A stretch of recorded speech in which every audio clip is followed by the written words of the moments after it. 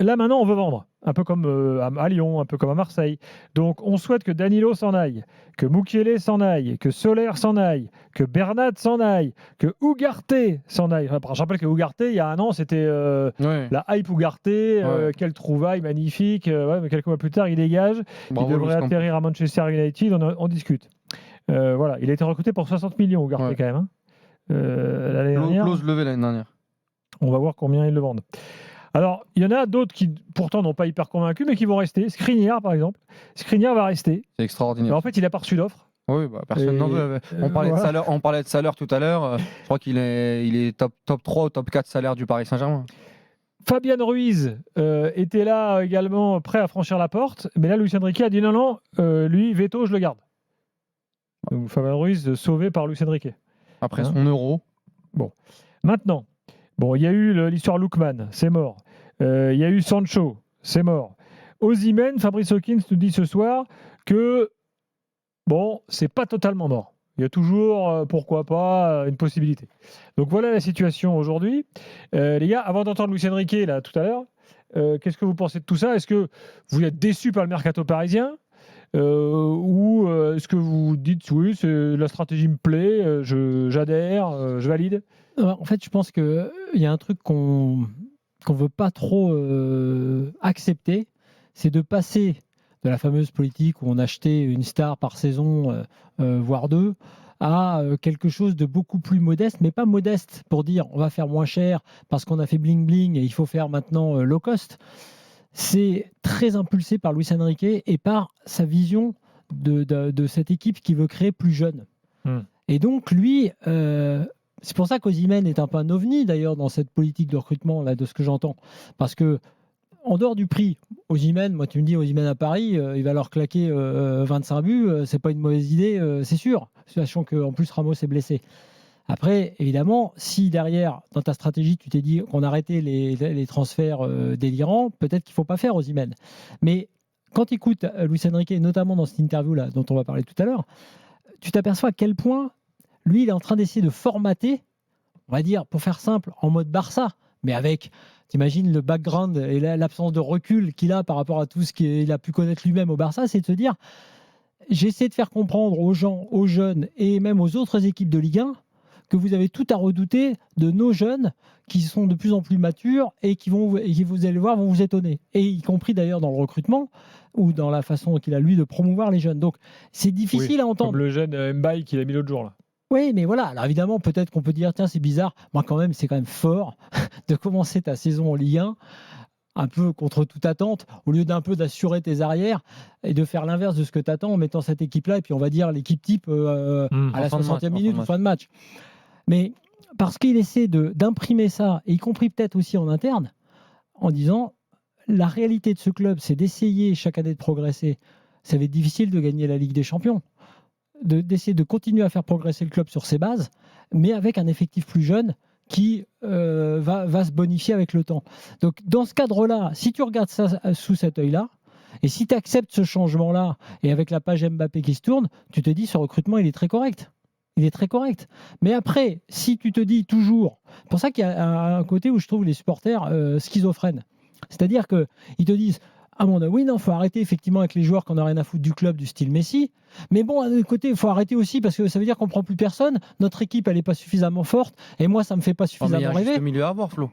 Encore une fois, je veux bien l'histoire du mini-club là. Non, c'est pas un mini-club. Non, mais il faut un animateur, quoi. Il faut des mecs, des matures. Ah, mais moi j'aime bien. Moi, Désiré Doué, je suis un grand fan. Barcola, je suis un grand fan. J'ai aucun problème. Joao Neves, tout le monde me dit que c'est un bon joueur. J'ai aucun problème avec ça. Pacho, il a sûrement des qualités, mais Fabien Ruiz, c'est pas le mini-club. Marquinhos, Donnarumma, c'est pas le mini-club. Enfin, oui, ok, très bien. Lucas Hernandez, c'est pas le mini-club. Il est blessé pendant 4 mois. Tu vois, donc. Non, mais ce que je veux te dire, c'est que tu as l'impression qu'on ne parle maintenant que des jeunes. Aujourd'hui, sur les Dembélé, c'est plus un mini-club. Est-ce que. Bah oui, mais il y a des questions à se poser sur ces mecs-là aussi. C'est-à-dire que Warren Zaïre-Emery, mini-club. Barcola, mini-club. Joao Neves, mini-club. Vitinha n'y est plus. Il est passé sur les plus de 12. Vitinha n'y est plus. Et Zaïre-Emery, c'est un faux mini-club. Oui, enfin, c'est un faux mini-club, mais on en parlera après. On fera un débat là-dessus. Pacho, il a. Titi Club. Hein? Titi Club. Non, mais c'est-à-dire que. moi, je suis désolé, c'est bien, c'est rafraîchissant. Moi, j'ai envie de croire à ce que Luis Enrique explique à la nouvelle politique du club. Mais quand tu te dis que tu vas avoir quand même beaucoup de matchs de Ligue des Champions et que tu as aussi la concurrence qui s'est renforcée avec l'Olympique de Marseille et avec Monaco, on est en droit aussi de se dire qu'une attaque, et je le pensais avant la blessure de Ramos, une attaque sans Gonzalo Ramos, sans Kylian Mbappé, qui étaient quand même les deux joueurs les plus décisifs en termes de buts l'année dernière, parce que Ramos c'est 3 mois, mais t'as pas l'assurance du fait qu'il va revenir à son meilleur niveau au bout de 3 mois. Je suis désolé, mais c'est quoi? C'est Asensio, Kolo Muani qui vont être en numéro 9. D'accord, mais t'es Barcola, Dembélé, Likanguin. Parce que. Mais si tu prends par exemple Osimhen, Ouais. toi tu considéreras que le recrutement est comment? Mais moi, en fait, je suis piégé sur ce mercato, je dois te l'avouer, parce qu'il n'y a pas de bonne solution, en fait. Parce que le problème, c'est que déjà, il n'y a pas que ce mercato. C'est le mercato de l'an dernier, le mercato de l'année d'avant. On rappelle que, quand même, Luis Campos, il a mis 600 millions d'euros depuis qu'il est arrivé.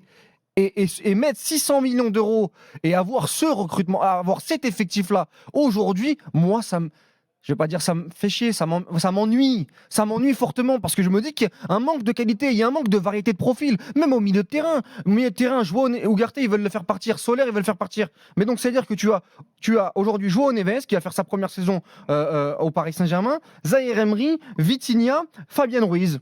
Mais sur l'intensité, sur l'impact physique, est-ce qu'on est sûr que ce milieu de terrain va fonctionner? Devant Barcola, on l'a souvent défendu, Barcola. Mais Barcola, il va avoir une autre réalité l'année prochaine. Il va être un peu plus épié, il va être un peu plus travaillé avec des prises à deux. Est-ce qu'en Ligue des Champions, il va pouvoir être ce joueur-là? Est-ce que Dembélé va pouvoir être le joueur qui va te mettre 10, 12, 13 buts et être le leader d'attaque? Moi, je lisais les articles. Aujourd'hui, Enrique a dit qu'il y avait plein de jeunes joueurs qui pouvaient jouer à plusieurs postes. Oui, mais c'est très bien, ça c'est Mais super. ça, C'est une qualité. Ça, c'est son mantra. Il est C'est-à-dire content. que lui, il est en train de te faire. Non, mais moi, je suis d'accord avec toi. Qu'il manque un ou deux joueurs d'expérience, un au milieu, un en attaque, je suis d'accord. C'est pour ça que moi, quand tout le monde gueulait sur Osimhen parce que c'était trop cher, moi, j'ai toujours dit qu'Osimhen, je prenais tous les jours à Paris. Parce que mais le problème d'Osimhen, c'est que tu as Kolo Muani et Ramos que tu as acheté l'année dernière. Non, mais ça c'est pas grave parce que Kolo Muani, tu peux le faire jouer à plusieurs postes. Ouais, Ramos, là, il est blessé. Ah bah non, mais bon. Oui. Moi, Kolo Muani, si tu me demandes mon avis, je pense qu'il aurait fallu le faire partir. Ouais, mais ils Mais n'arrivent pas. Non, mais ils n'arrivent pas. Donc très bien, Kolo Muani d'ailleurs, qui n'a pas fait un mauvais match au passage. Oh, je n'ai pas trouvé dingue, moi. Non, mais qui n'a pas fait un si mauvais match dans le jeu. J'ai pas trouvé dingue. Moi, je ne l'aime pas dans l'axe, de toute façon, Kolo Muani. Je pense que c'est terminé à ce niveau-là, mais bon, peu importe. C'est pour ça que je pense que même si c'est cher, évidemment, tu as besoin d'un ou deux joueurs. Mais je veux dire que, est-ce qu'on est prêt à accepter l'idée qu'effectivement, ce que veut faire Luis Enrique, ce qu'il a réussi en partie à faire, c'est-à-dire à bonifier Vitinha, qui était bouffé par les fameuses vedettes à une époque, à bonifier les jeunes comme Barcola de manière quand même assez spectaculaire et assez rapide, et de le faire éventuellement avec les nouveaux là, qui arrivent cette année. Tu as vu le premier match de Neves, quand même, tu te dis, tiens, il y a quelque chose.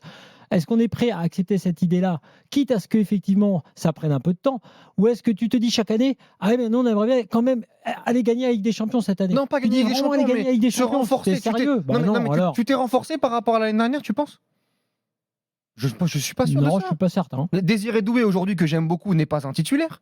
Non, je suis pas certain. Pacho, on est sûr qu'on s'est renforcé. Je suis pas certain, mais Louis, ce que je veux te dire, c'est moi, je parle du coach. Parce que ce qui m'apparaît le plus intéressant globalement sur les dernières années, reprenons une autre porte d'entrée pour le débat, c'est le coach. C'est-à-dire que pour une fois, tu as quand même l'impression que le coach, je sais bien qu'il y a du business avec Luis Campos, mais que le coach a quand même la main sur ce qu'il veut faire, ce qu'il a envie de faire. Et que le seul truc contre lequel il ne pouvait pas lutter l'an dernier, c'était Mbappé. C'est-à-dire qu'on lui a dit au début, il ne faut pas le faire jouer, il va être dans le loft. Après, bon, on va le réintégrer. Ah bah moi, je veux bien.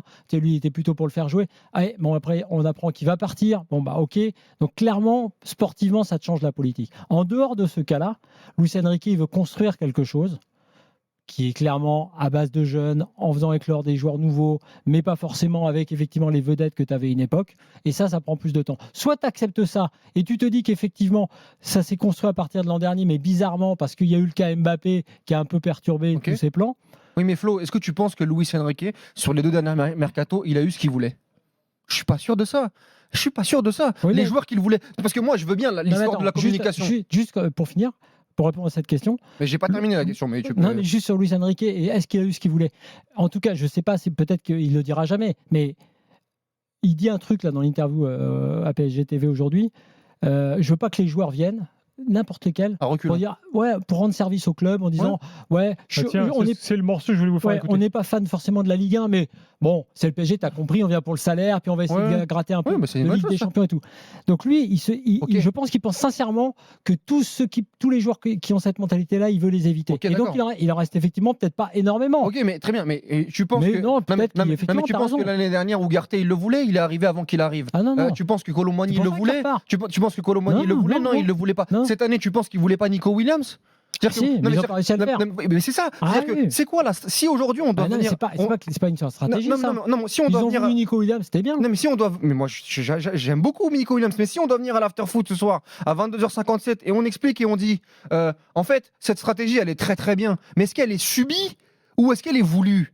C'est ça en fait moi qui m'intéresse, c'est que tu penses qu'il voulait pas Julian Alvarez en neuf? Si tu lui ramènes Julian Alvarez, tu penses qu'il voulait pas Bruno Guimaraes par exemple, Luis Enrique, avec un joueur de 26 ans qui a un peu plus de bagages et de CV qu'un Joao Neves par exemple? Tu vois ce que je veux dire, c'est que est-ce que tu penses qu'il voulait pas un défenseur central un peu plus expérimenté? Demain tu lui ramènes Calafiori et à la place de Pacho, il prend pas Calafiori. Donc moi c'est ça en fait que je veux dire, est-ce que c'est subi ou est-ce que c'est voulu? Si on nous raconte une soupe là qu'on doit avaler en disant oui bon bah c'est super, oui, il y aura évidemment des bonnes choses, parce que Luis Enrique a fait des bonnes choses l'année dernière, et il y aura de la cohérence. Maintenant, moi je dis que l'effectif actuellement, tant en quantité, parce qu'il faudra regarder les remplaçants aux défenseurs centraux, les blessures devant, la quantité et la qualité, moi je m'attendais à beaucoup mieux de la part du Paris Saint-Germain. Et l'histoire, parce que moi j'en ai beaucoup parlé avec Daniel cet été, de oui mais aujourd'hui il n'y a pas beaucoup de joueurs en Europe, etc. Moi je dis juste que ça aurait dû être préparé bien avant. Parce que Mbappé, tu savais depuis longtemps qu'il allait partir et ta stratégie, tu aurais dû la faire. Et les fameuses grosses dépenses de la part de Luis Campos sur les dernières années, tu les payes aujourd'hui encore. Parce que le marché de l'année dernière, il était peut-être un peu plus facile que cette année. Celui d'il y a 2 ans, il était un peu plus facile que cette année. Mais tu as choisi d'aller prendre Ekitike, d'aller prendre Colomboigny, d'aller prendre Gonzalo Ramos, d'aller prendre Ugarte que tu veux relancer aujourd'hui à Manchester United. Tu as donné 1 million par mois à Skriniar, qu'aujourd'hui tu ne peux plus sortir. C'est aussi ça le Paris Saint-Germain. C'est pas que le mercato de cet été.